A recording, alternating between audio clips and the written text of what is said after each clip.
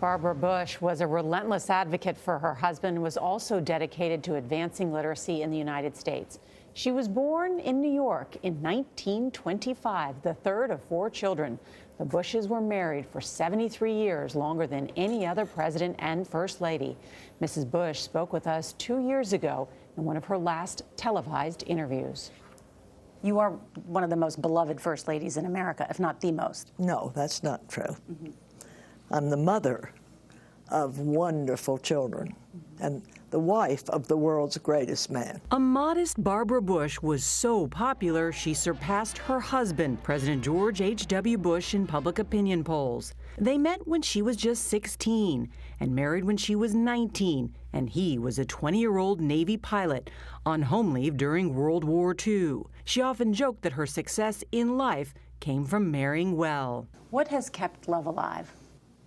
Humor. I fell in love with him practically at first sight. As a young couple, the Bushes moved to Texas and built an oil business. They had 6 children, but their oldest daughter, Robin, died of leukemia at the age of 3. In 1966, George Bush was elected to Congress, and the family headed to Washington, D.C., one of 29 moves that Barbara Bush organized during their marriage.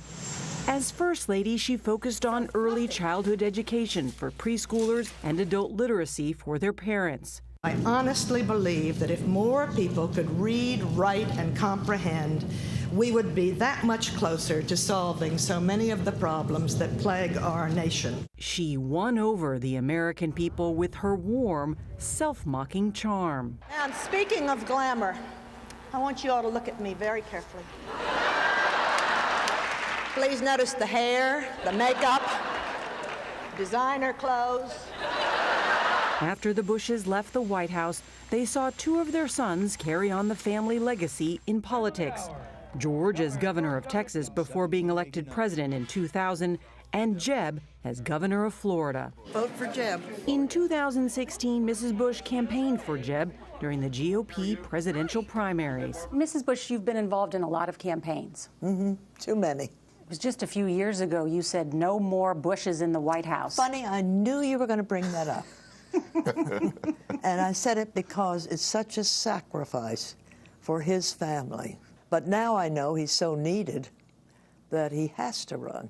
What do you want the Bush legacy to be? I mean, you're watching a campaign. The children and the grandchildren. At the end of your life, you will never regret not having passed one more test, winning one more verdict, or not closing one more deal. You will regret time not spent with a husband, a child, a friend, or a parent. An incredible life.